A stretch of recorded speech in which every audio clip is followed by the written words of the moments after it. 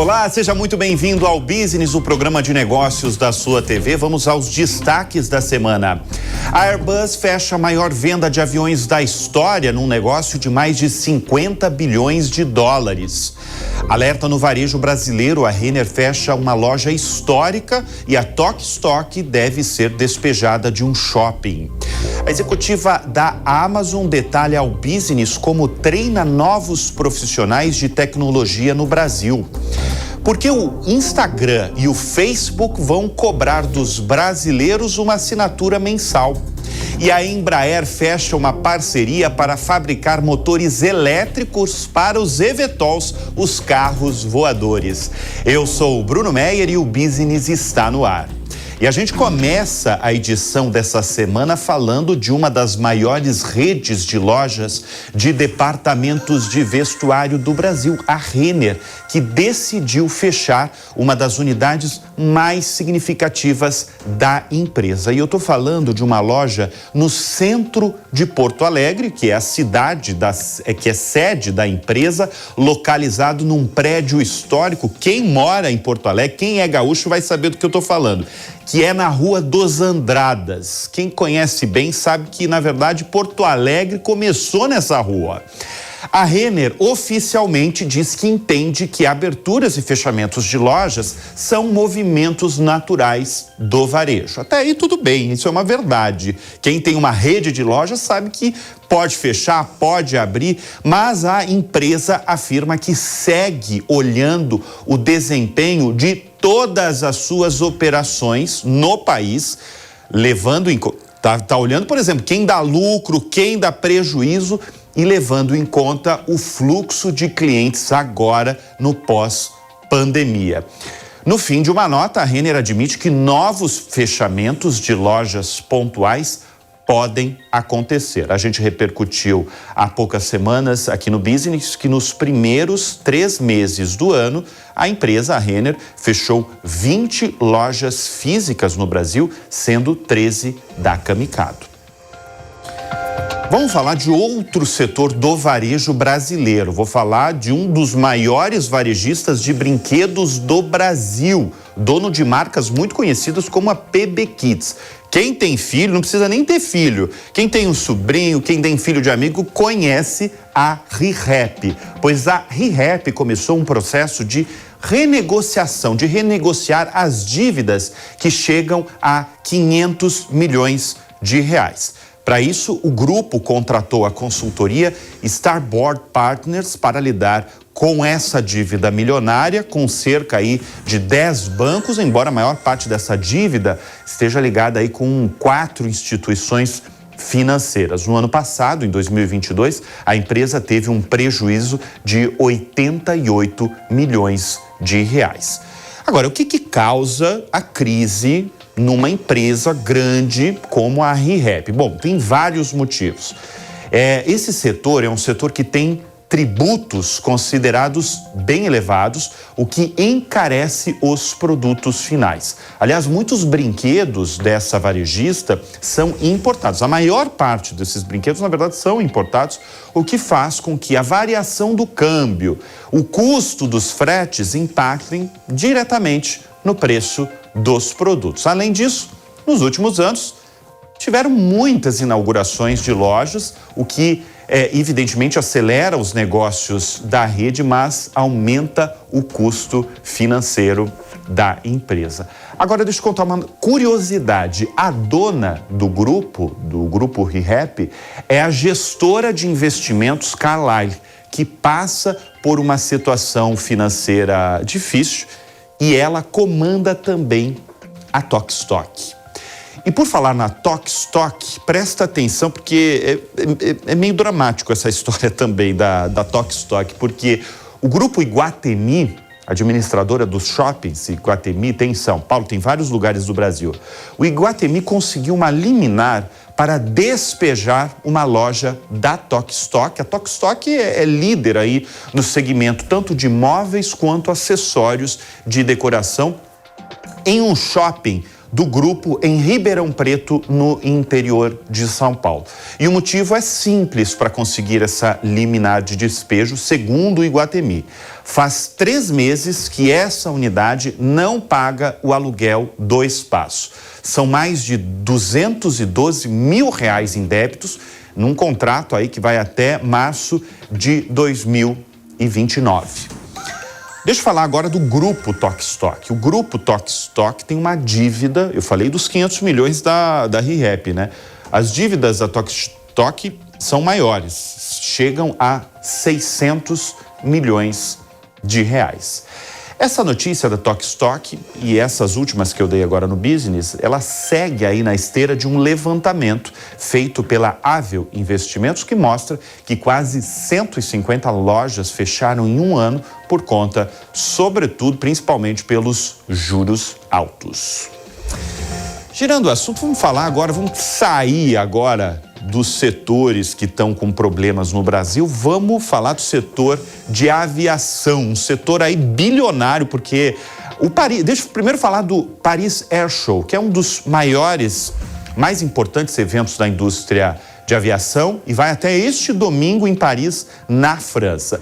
Vários anúncios estão acontecendo por lá, mas nada se compara ao anúncio feito pela Airbus. Tudo porque a companhia de baixo custo IndiGo, da Índia, com mais de 60% de participação no mercado doméstico, fechou o maior negócio da história da aviação civil. Ela vai comprar, essa companhia, 500 aeronaves da família A320 da Airbus. Esse negócio vai movimentar mais de 50 bilhões de dólares e coloca imediatamente a Índia, o país mais populoso do mundo, como grande potência na aviação comercial. Deixa eu falar um pouquinho da IndiGo. Muita gente não conhece, ela é uma empresa privada, fundada em 2006 e que opera 1.600 voos diários. É a principal companhia da Índia. Segunda colocada está bem lá embaixo, que é a Air India, com 9,4% do mercado. O CEO da IndiGo diz que o acordo vai impulsionar o crescimento econômico e a mobilidade na Índia, já que 3/4 dos voos da companhia têm destinos domésticos. Segundo esse executivo, a Índia apresenta um contexto macroeconômico favorável ao setor, com uma economia em expansão e o aumento da renda disponível continuam a adicionar milhões de novos passageiros ao mercado de aviação em expansão. Portanto, depois de 2 anos para serem esquecidos, como 2020, 2021, com aeronaves paradas nos pátios dos principais aeroportos do mundo, o setor aéreo, pelo visto, deve voar cada vez mais alto. Falando ainda sobre o setor de aviação, a Embraer, brasileira Embraer e a japonesa Nidec anunciaram também, durante o Paris Air Show, a criação de uma nova empresa que vai desenvolver motores elétricos para aeronaves, mas começando pelos eVTOLs. Tem gente que chama aí de carro voador, tem gente que chama de drone, que mais parece um helicóptero, mas esse anúncio aí da Embraer é mais um grande passo para viabilizar o eVTOL, que é a sigla em inglês para o veículo elétrico de pouso e decolagem vertical, que muita gente aí, realmente, como eu falei, chama de carro voador, né? O carro dos Jetsons, eu escutei, inclusive. Porque se tudo tiver regulamentado, tudo certinho, esses carros podem estar em circulação em 2026, é para já. A matriz dessa nova empresa vai ser localizada na sede da Nidex Corporation, nos Estados Unidos, e vai contar com o suporte, o apoio das unidades industriais das duas companhias, incluindo o Brasil. Quando a gente fala em carro voador, né, vocês estão vendo as imagens aí da preparação que a Embraer está mostrando aí, a gente pensa às vezes em algo bem futurista, em algo que é bem mais para frente aí, mas como eu falei, é para já. A IVE, que é uma empresa que começou como uma startup, o Business inclusive já esteve dentro da IVE em São José dos Campos, né, para mostrar detalhes de toda essa preparação. Hoje a IVE tá listada na Bolsa de Nova York, inclusive, começou pequenininha, como uma startup, está na Bolsa de Nova York como uma das principais empresas do mundo no desenvolvimento desses eVTOLs. A IVE ela planeja iniciar a montagem do primeiro protótipo do eVTOL no segundo semestre deste ano e já para começar os testes em 2024. Agora, quanto vai custar essa brincadeira, esse voo, né? A IVE ela anunciou há poucos dias que uma passagem de um voo saído de Campinas a São Paulo vai ser vendido por mais ou menos R$550. Você pode achar caro, mas a vantagem nesse deslocamento é o tempo. Porque dependendo do trânsito, esse trajeto Campinas-São Paulo pode variar aí de 1h30, 2 horas. Com esse eVTOL, a promessa é durar apenas 15 minutos. Vamos para as gigantes de tecnologia. Daqui a pouco a gente vai receber uma executiva da AWS aqui, que é da Amazon, aqui no Business. Mas vamos falar da Meta agora, porque o serviço de assinatura do Instagram e do Facebook, chamado Meta Verificado, chegou ao Brasil. E quem decidir pagar terá acesso ao selo de verificação, aquele selinho, aquele símbolo azul que confirma que você é você, que a conta é verdadeira e muito comum entre personalidades, né? Nos Estados Unidos, no Canadá, no Reino Unido, na Austrália, tem na Nova Zelândia, tem na Índia também. Quem paga esse valor e tem o Meta verificado, além de ter o selo de verificação, tem algumas vantagens que eles falam. Tem, por exemplo, proteção contra perfis falsos, tem um suporte técnico feito por uma pessoa real e não por um robô, você não vai ser atendido por um robô, e também tem alguns recursos inéditos para compartilhar conteúdos, como algumas figurinhas exclusivas que só você vai ter nos Stories e no Reels, tanto do Face quanto do Instagram. Quanto vai custar? O plano mensal vai custar R$55, quando comprado direto pelo aplicativo. Agora, atenção, não basta pagar, é preciso preencher alguns requisitos. Por exemplo, precisa ter no mínimo 18 anos, precisa ter um histórico de postagens nas redes sociais, embora a empresa não tenha divulgado aí quanto você precisa ter postado, e você precisa enviar uma cópia aí de um documento de identificação oficial como um RG. Essa é uma notícia que o mercado inteiro já sabia que iria acontecer dentro da Meta, seguindo os passos aí do que Elon Musk fez no Twitter. Vamos lembrar que meses atrás o Twitter tirou em massa o selo azul de usuários que não assinaram o serviço pago, o Twitter Blue. Isso, na verdade, sempre foi contestado por Elon Musk, né? Desde que ele chegou ao comando do Twitter, né? Depois de comprar a plataforma por 44 bilhões de dólares em 2022. Ele falou, o quê? O Twitter dá selinho azul para as pessoas? Não, quem quiser ter o selo azul vai ter que pagar, e foi isso que ele fez.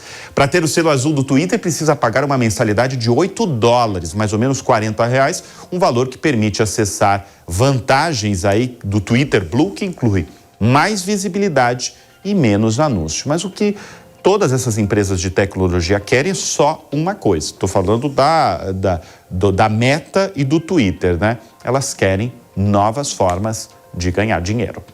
E a farmacêutica dinamarquesa Novo Nordisk, muito conhecida por fabricar os medicamentos Ozempic e Wegovy, abriu uma ação judicial contra clínicas e spas que usam versões manipuladas dos medicamentos.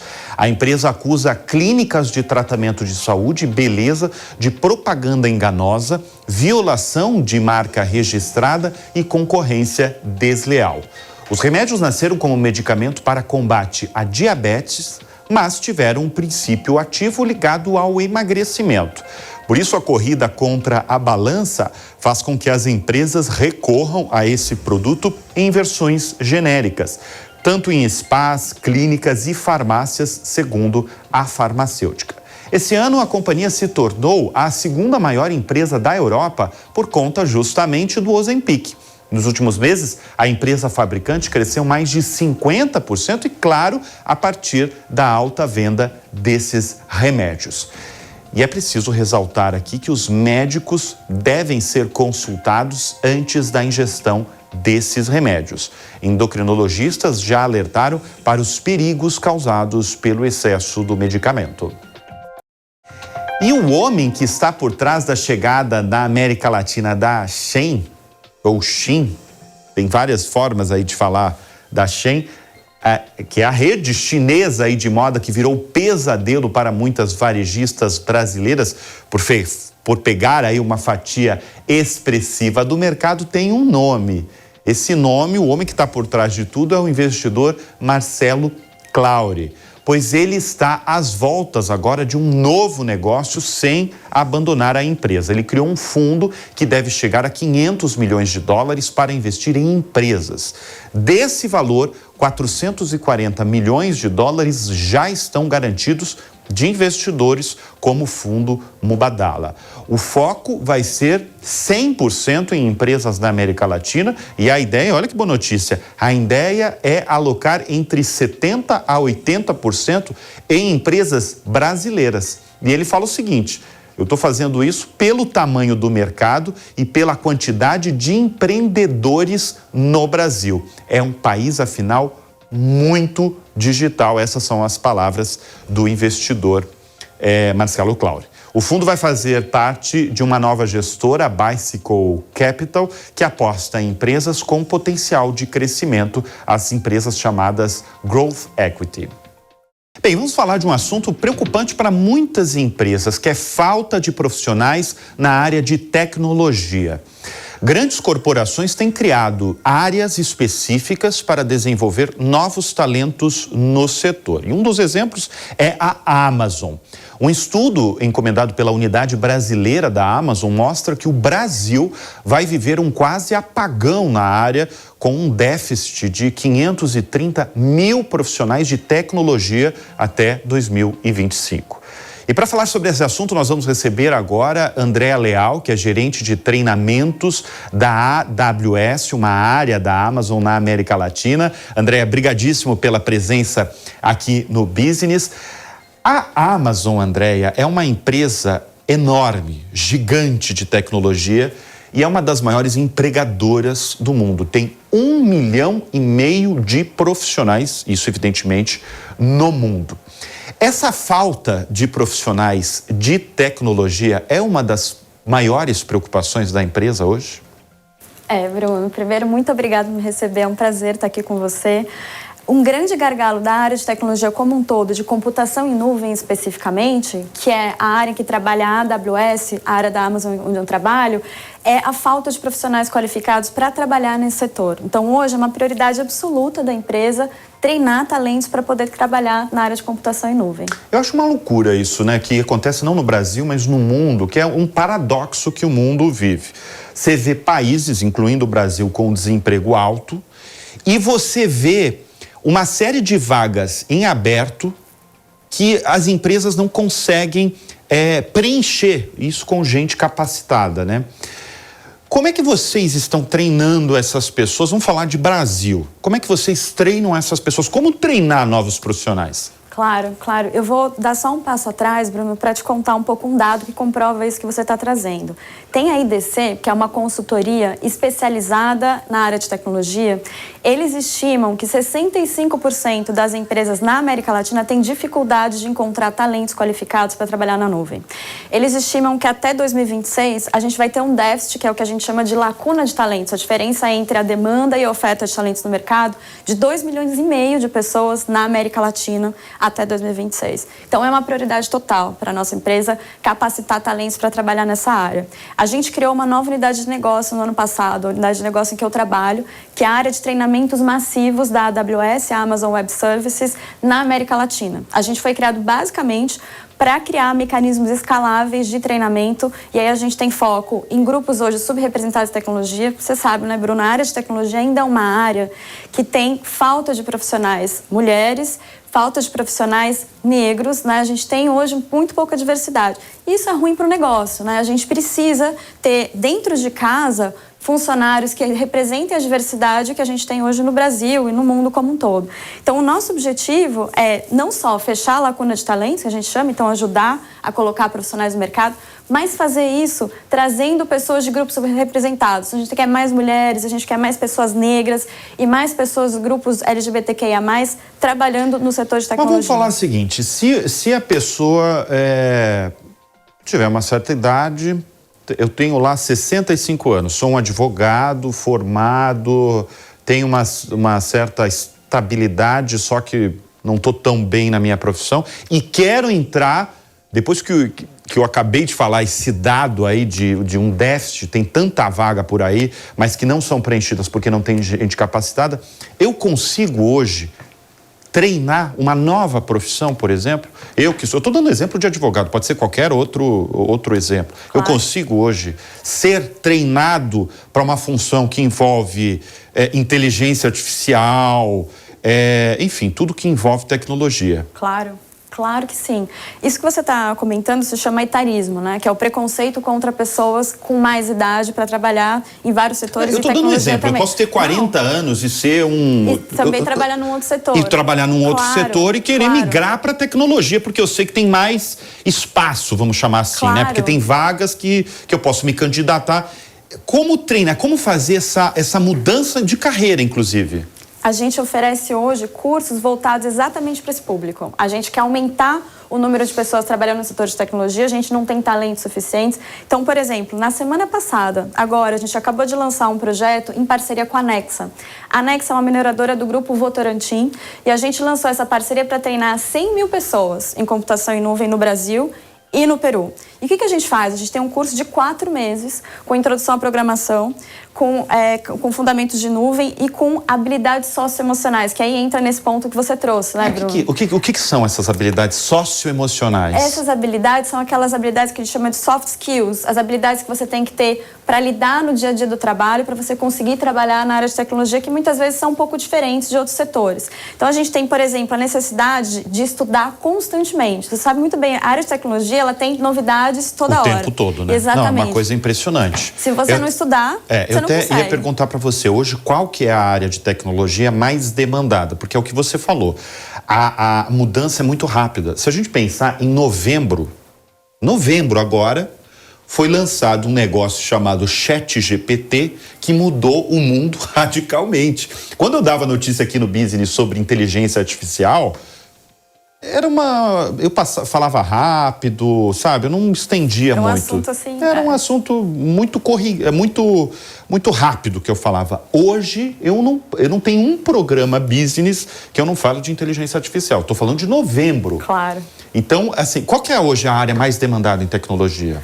Computação em nuvem. Computação em nuvem. Computação em nuvem. A gente tem uma demanda por profissionais muito grande nessa área. Então, por exemplo, aqui no Brasil, vamos pensar em empresas bem conhecidas dos brasileiros. O Nubank é uma empresa que nasceu usando a nuvem AWS. Então, eles participaram de um projeto, de um programa da AWS que se chama AWS Activate, que dá créditos para startup de até $100 mil para elas usarem a nuvem e começarem a sua empresa. Então, o Nubank nasceu como uma ideia, usando a nuvem e lançou o seu primeiro cartão de crédito usando o serviço de nuvem da AWS. Então, essa é uma das alternativas. Todo nascimento, isso é uma curiosidade, eu não sabia, por exemplo.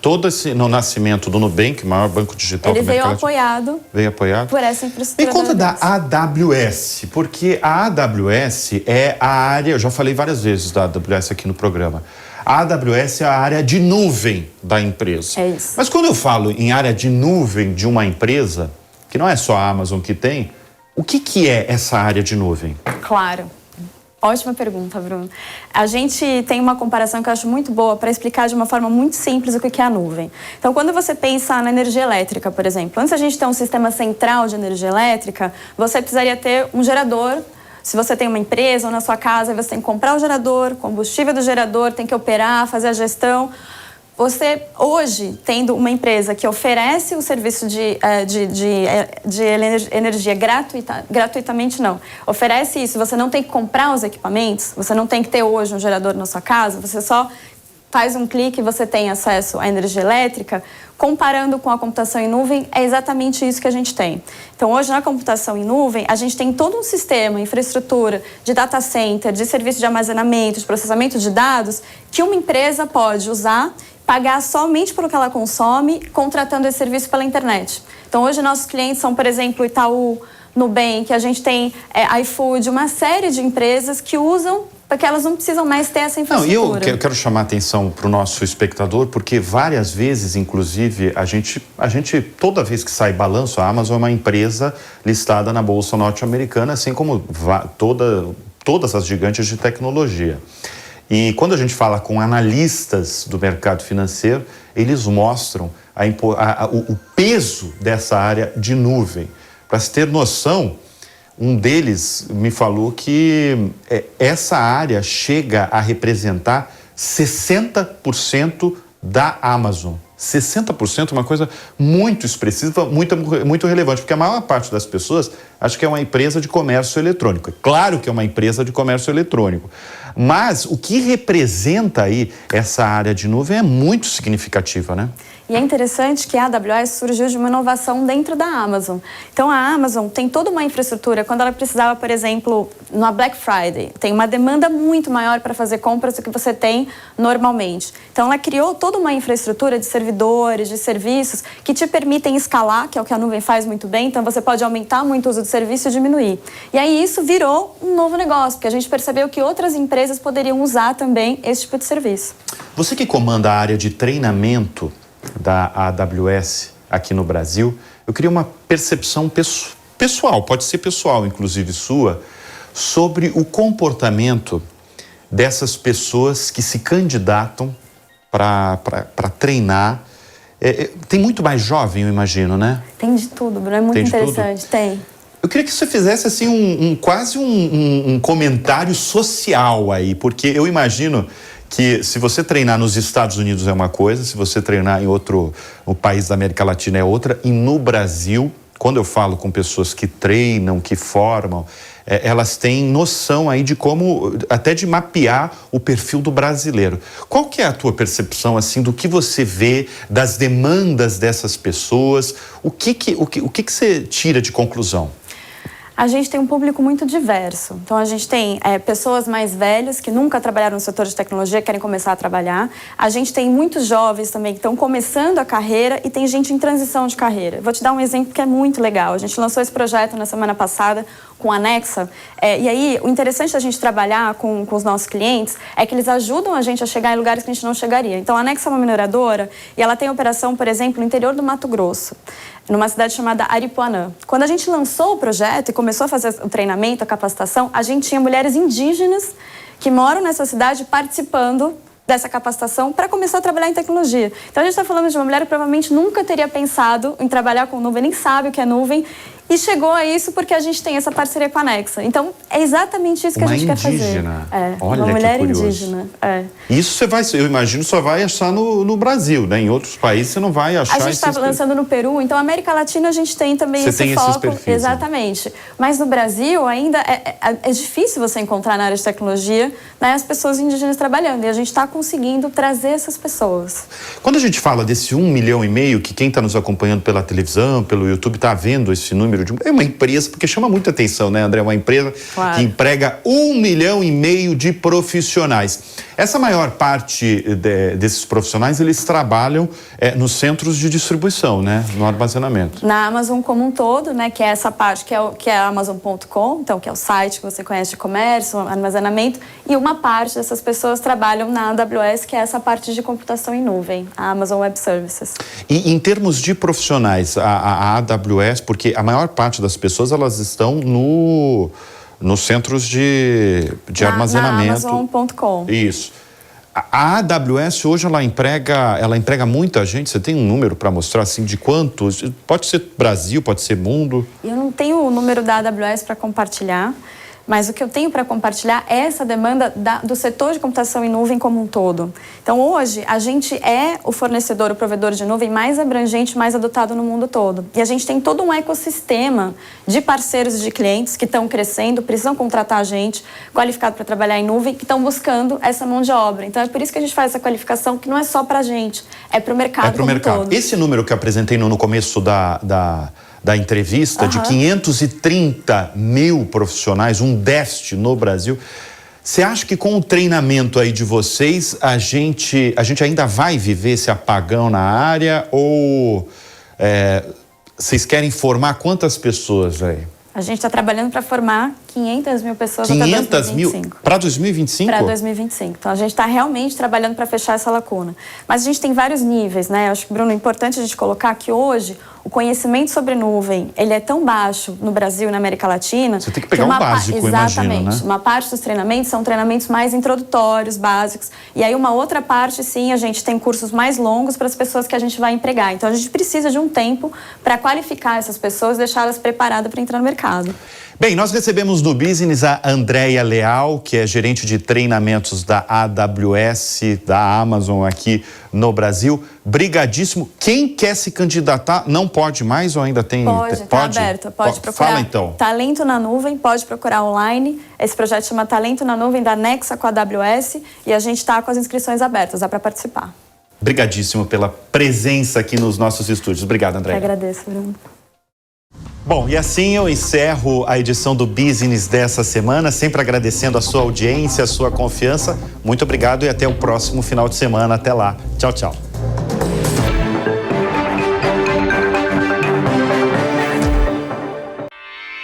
Realização Jovem Pan News.